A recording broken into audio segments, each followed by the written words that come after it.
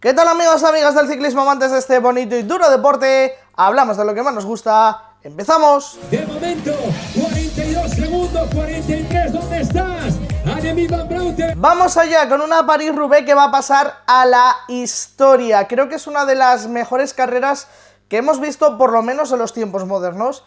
Creo que es una carrera histórica por toda el ambiente que le rodeaba, por esa participación de Tadej Pogačar, y la resolución también ha estado a la altura de todo lo que rodeaba, de toda la historia, de las más de 120 ediciones que tiene esta carrera, de toda la mística que tiene ese bosque de Arenberg, esos tramos de adoquín, cada pavé, y creo que hemos vivido una jornada de las las que termina, apagas la tele y no sé si compartiréis el sentimiento conmigo, ¿no? Pero de las que dices, he estado 4 o 5 horas disfrutando del ciclismo, de este deporte que es tan bonito y de este deporte que nos da días espectaculares como el de hoy. Quien no hayáis visto todavía la carrera, os recomiendo que la veáis repetida, que veáis un resumen y luego volváis a compartir el análisis de todos los elementos con nosotros.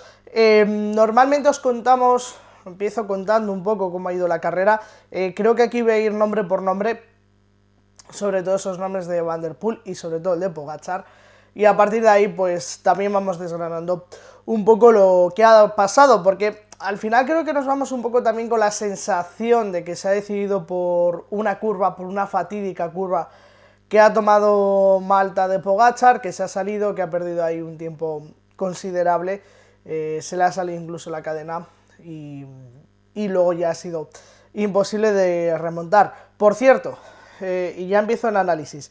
Primera parte que quería compartir con vosotros. Una cosa que me ha llamado mucho la atención, por lo menos lo que hemos visto en la imagen, desde ese momento, desde el momento en que está Van der Poel solamente en cabeza de carrera, hemos visto al coche de Alpecin entrar en innumerables ocasiones a darle un gel, a darle indicaciones a Van der Poel, y no hemos visto, sobre todo he echado de menos, por lo menos ya digo, las tomas, no sé si en realidad habrá pasado o no, pero por lo menos en la tele, no hemos visto en ningún momento entrar ese también pasar el coche de UAE para darle geles, etcétera, a Pogačar. Creo que es algo muy importante, creo que es algo que, bueno, que hace que te limite el viento un poquito, que recomponga mentalmente el corredor. También es verdad que igual un corredor puede preferir ir solo, ¿no? Pero bueno, son detallitos que me ha llamado mucho la atención, sobre todo, ya digo, cuando estaba ahí a 15-20 segundos, y que digo, creo que esto también podía marcar la diferencia y dejarle a Pogačar un poquito más sencilla la persecución, ya digo, porque al final siempre el coche pues te tapa un poquito el viento, estas pillerías, ¿no? Que sí que he visto mucho en Alpecin y no he visto nada en UAE. Pero bueno, a partir de ahí, detalles, yo creo, sinceramente, pienso, y ya voy así de fuerte, a empezar fuerte, pienso que si no hubiese habido la caída, esto es ciclismo ficción, pero pienso que Van der Poel habría ganado igualmente, porque en la caída habrá perdido 30-40 segundos, luego es otro cambio de bici también, pero Van der Poel también ha tenido un cambio de bici, y al final ha llegado con 1 minuto 18 de ventaja. Así que, sinceramente, ya digo, pienso que sí, que la curva ha decidido, pero es ciclismo ficción, sí, pero que creo que no hubiera cambiado mucho el resultado. En cualquier caso, creo que Tadej Pogačar se tiene que ir muy contento. Bueno, no sé si ahora mismo estará muy contento, porque se le ha hecho muy larga la carrera. Hemos visto una imagen de Pogačar que no es habitual, parecía humano, sobre todo ya digo, a partir del segundo cambio de bici, tampoco sabemos muy bien por qué ha sido ese cambio de bici, ¿no? Y quizás a partir de ahí también la cabeza hace que no te encuentres bien, etcétera, etcétera, etcétera, pero sobre todo, ya digo, a partir de ahí en algún momento hemos llegado incluso a temer por su segunda posición. En cualquier caso, creo que ya digo, se tiene que ir muy contento.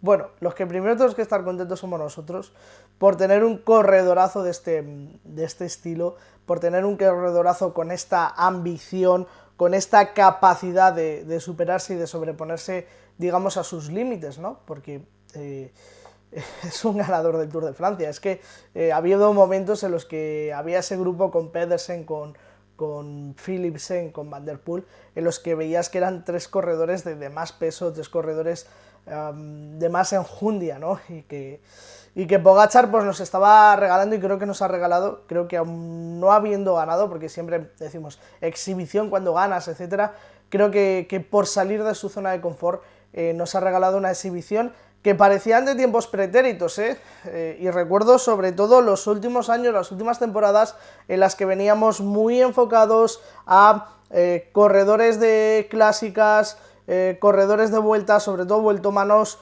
vueltas, etcétera, y parecía que bueno, pues cada corredor tenía su especialidad, ¿no? Y este tipo de corredores polivalentes, sobre todo en el caso de Pogačar, es, ya digo, yo creo que de tiempos pretéritos, y tenemos que dar gracias por vivir y por coexistir en el tiempo con un ciclista que es capaz de pegarse ahora mismo con Van der Poel, de ir ganándole en Flandes, de morder el polvo, me vais a permitir esa expresión, en Roubaix y en Milán-San Remo, ser capaz de salir, ya dicho, de su zona de confort, ser capaz de estar peleando, no solamente salir, sino de estar peleando en una París-Roubaix, que es las antípodas al Tour de Francia, y que luego llegará en julio y se estará pegando con Vingegaard, y llegará en Lombardía y se estará pegando, ojalá esperemos, con un corredor como Evenepoel, ¿no? Creo que, ya digo, es una exhibición, pese a no haber ganado. Se le ha hecho muy larga la carrera, sí.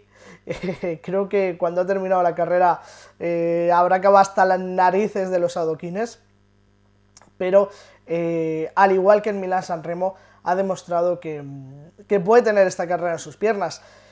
Y ojo, porque eso ya son palabras mayores. De hecho, mi sensación, y esto es una opinión totalmente personal, y cada uno podemos tener nuestra opinión, mi sensación es que Pogačar tiene más facilidad de ganar una París-Roubaix que una Milán-San Remo. Visto lo visto en el día de hoy, Es verdad que lo que decimos siempre es una carrera muy difícil, y que precisamente lo hemos visto, un error y te manda al palco y te deja sin opciones de disputar la carrera. Creo que en cuanto a Tadej Pogačar, poco más hay que decir. Ha sabido correr bien, quizás también es verdad que le falta quizás un compañero que pueda ser lugarteniente para este tipo de carreras, para este tipo de objetivos, como ha sido Philipsen con Van der Poel, pero es que también tenemos la suerte de no rehuir la pelea, ¿no? En el momento ese en el que estaban Van der Poel, Philipsen y él, entraba estando en inferioridad al relevo, ¿no? Y bueno, pues siempre tus relevos pueden ser un poco más tímidos, ¿no? No rehuye la pelea y está ahí. Y ha querido, por ejemplo, hacer Arenberg tensando la cuerda a 90 kilómetros para la línea de meta. Ya digo, creo que poco más que decir de Pogačar, que creo que ha demostrado algo que pensábamos que muchos que podía pasar, que puede tener esta carrera de las piernas, que ganarla en tu primer año es muy difícil, pero que ha hecho algo que hace 50 años que no se conseguía, que es que un ciclista de ganador del Tour de Francia esté en el podium de la París-Roubaix y que esté ahí. Es una carrera que cada año cambia, por supuesto. Por cierto, creo, me ha dado la sensación que hoy ha sido uno de los años que el hecho de que haya llovido por la noche ha hecho, y se ha secado el terreno, ha hecho que y se ha secado más que por solo, ¿no?, por el viento que hacía, que el adoquín quizás estuviera un poquito más sencillo en el día de hoy, sencillo entre muchas comillas, porque no estaba ese barro, pero tampoco había ese polvo. De hecho, los corredores han llegado bastante limpios a meta, para lo que suele ser habitual. Lo dicho, en cualquier caso, creo que poco más que añadir de Tadej Pogačar. Creo que ahora también viene ese tríptico de las Ardenas, donde se va a volver a ver las caras con Van der Poel, y creo que va a volver, que vamos a seguir disfrutando de Pogačar en Roubaix, o esperemos que vaya a volver, y que es otra de las carreras que tiene que tachar, o que quiere tachar, y que ha demostrado que puede tachar su lista. Le van quedando, bueno, hoy no ha ganado, pero le van quedando pocas.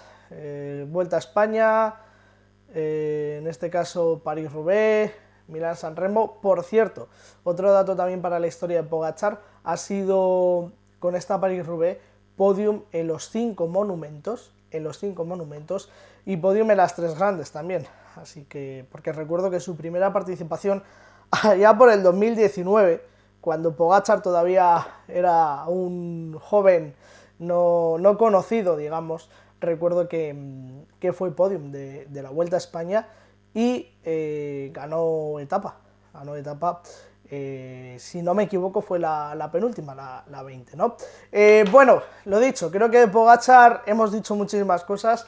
Creo que es una bendición, y creo que hasta aquí llega su análisis de hoy, que nos seguirá dando muchas tardes de gloria, porque ahora nos esperan la semana que viene Astel Race, entre semana Flecha Valona, y el fin de semana siguiente Lieja-Bastoña-Lieja. Eso nos dejará ya, me voy adelantando un poquito, en la antesala del Giro, pero antes del Giro la Vuelta a España femenina. Me he ido adelantando un poquito. Bueno, que hablamos de Pogačar, pero el que ha ganado, el que ha sumado un monumento más, ha sido Van der Poel, y era muy importante para él, porque se le ha presentado para él, a nivel particular, una situación de carrera muy peculiar, muy difícil también para solventar. Incluso creo que la situación de carrera que se le ha presentado al propio Van der Poel a nivel particular era complicada, y ya digo, incluso más complicada que la que tenía Pogačar. Tenía a su compañero Philipsen y tenía a Pogačar, y había que decidir, y había un momento en el que había que decidir qué hacía Alpecin. Alpecin le bastaba con llegar con los dos, pero en un mano a mano, ¿qué iba a hacer Alpecin? Luchar de cara a cara con el sprint, decidir un ganador, decidirse por Van der Poel, por Philipsen. Bueno, al final han decidido las fuerzas.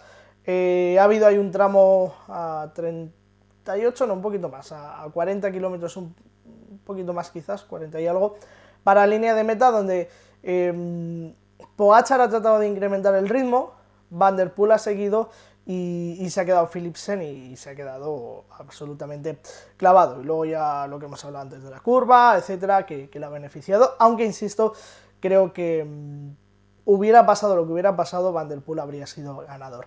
Pero era muy difícil de resolver, porque se tenía a su compañero, y luego cuando se ha ido con Pogačar era muy difícil de resolver también, porque la presión caía sobre él. Él tenía la presión estaba en Mathieu Van der Poel. Recordemos que Milán-San Remo lo ganó él, recordemos que la semana pasada Tour de Flandes lo ganó Pogačar, y tenía que ganar. Es que estaba en su terreno. Es que Van der Poel, si llega, digamos, a perder hoy con Pogačar, sería un poco la sensación de bueno, viene este a ganarme encima mi terreno, ¿no? Que se quede con sus clásicas como Lombardía y con su Tour de Francia, porque además viene a ganarme a mi terreno, ¿no? Así que ya digo, la presión ahí estaba en Van der Poel, porque tenía que resolver ese, digamos, empate a lo largo de la temporada, y tenía que hacerlo a su favor, porque le ha salido un rival y un oponente de muy alto nivel, y con el que no se contaba.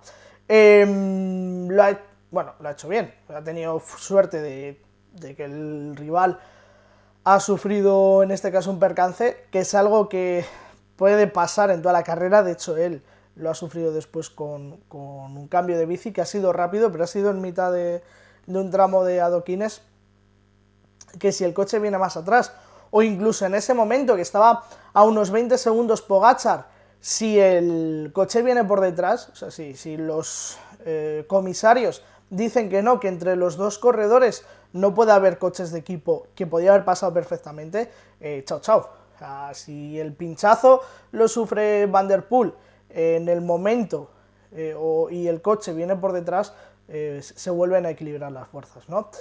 Aún así, ya digo, creo que ha demostrado que tenía un puntito más y ha sabido luego desenvolverse y hacer esa crono individual de tú a tú con Pogačar. Es una victoria con la que empata Monumentos, no tengo exactamente la cifra, porque tampoco me interesa mucho. Empata, creo que son 8 monumentos para Pogačar y 8 para él, pero ya digo, no me importa mucho porque la semana que viene, la siguiente, vamos a tener la Lieja de nuevo en marcha y de nuevo otro monumento en liza y estos dos corredores van a acabar con muchas más victorias en monumentos. Pero bueno, ahí está el dato anecdótico, que empatan a monumentos, Pogačar y él, y creo que es muy importante por lo dicho, porque venía un rival de fuera de tu terreno, y un rival que sabías que te lo iba a poner mal, duro, lo ha tratado, y bueno, al que tenías también ganas de revancha. Es el segundo monumento de la temporada para un Van der Poel que ganó San Remo, que aguantó las embestidas de Pogačar en San Remo y que gana esta París-Roubaix, un Van der Poel que es por supuesto el mejor clasicómano del momento y bueno, pues responde a ese papel. Ya digo, creo que, lo he dicho antes también, creo que con el tema del coche, etcétera, muy astuto, creo que eso es también saber jugar la carrera y lo aplaudo, no lo digo como algo negativo, de le ha metido el coche, etcétera. No, o sea, lo aplaudo y me parece perfecto, creo que hay que jugar con todas tus armas, digamos, y creo que en ese momento pues también han sido muy inteligentes, tanto él como el equipo. Philipsen finalmente no ha podido, de hecho ha terminado 11º, no ha podido conseguir la tercera plaza, pero bueno, creo que por supuesto para Alpecin se van muy contentos y se van, yo creo y pienso, con la sensación de haber salvado un match ball, porque si viene aquí Pogačar y te gana, se hace complicada la situación. Y Mads Pedersen ha sido tercero, que es verdad que en nuestra previa nos lo habéis destacado algunos en comentarios y os agradecemos que nos hagáis esos comentarios y que nos deis ese feedback. Mads Pedersen, ya digo, es verdad que en nuestra previa quizás nos olvidamos un poquito de él, lo nombramos, pero quizás lo tenemos que haber puesto un poquito más arriba. Creo que tenía fuerzas para por lo menos estar peleando por la segunda posición. Y no sé si para algo más. En el sprint con Van Aert y con Vermets no han tenido rival, ha sido tercero, pero también sufrió un pinchazo en uno de los momentos en los que Van der Poel o Pogačar, si no mal recuerdo fue Pogačar, estaba dando ritmo y además en una doble curva. Bueno, creo que muy mala fortuna para Pedersen, porque, insisto, en el grupo de Pogačar o con Pogačar hubiera estado fácil, yo creo, porque eso estaba demostrando, y quién sabe, quizás si algo más, incluso quién sabe si bueno, pues eso hubiera tenido otra forma de decidirse, porque no es lo mismo ya que haya 2, que haya 3, etcétera. Así que muy mala fortuna para un Pedersen que normalmente pues parece que está ahí, parece que está, sí está, que a veces le falta un puntito y que bueno, pues a veces por A o por B le sigue faltando ese puntito para estar con los grandes, aunque está muy cerquita. Y repaso el top 10, con cuarto Wout van Aert. Creo que hemos visto a un Wout van Aert al principio muy... no voy a decir muy mal, pero sí al principio peor, y luego ha ido recuperándose según han pasado los kilómetros. Un Van Aert quizás un poquito peor que el que vimos en Flandes. Bueno, no es el Van Aert top que era, o que el nivel que ha alcanzado en años anteriores, pero bueno, verle por estas primeras posiciones pues siempre está bien, a ver si volvemos a recuperar a ese gran Van Aert que rivalice con Van der Poel, con Pogačar, también en este tipo de clásicas, etcétera. Florian Vermets ha sido quinto, gran carrera también de él, pero ya digo, creo que UAE necesita tener un hombre que, si Pogačar quiere este tipo de carreras sobre todo esta París-Roubaix, ganarla. Creo, insisto, que necesita otro hombre que pueda hacerle un buen trabajo en algunos momentos. Jonas Ruts ha sido sexto, ya 3.46, que estuvo en la fuga. Stefan Biseguer, que aguantó con los cracks en un primer momento, ha sido séptimo.